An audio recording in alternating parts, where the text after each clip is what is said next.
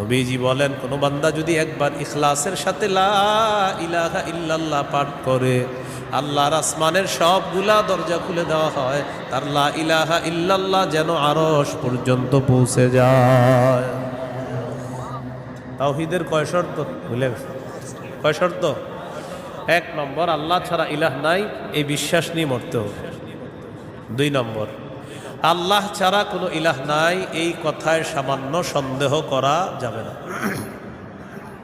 সূরা হুজুরাতের 15 নম্বর আয়াতে আল্লাহ বলেন, ইন্নামাল মুমিনুনা আল্লাযীনা আমানু বিল্লাহি ওয়া রাসূলিহি সুম্মা লাম ইয়ারতাবু ওয়া জাহাদু বিআমওয়ালিহিম ওয়া আনফুসিহিম ফী সাবীলিল্লাহ উলাইকা হুমুস সাদিকুন। আল্লাহ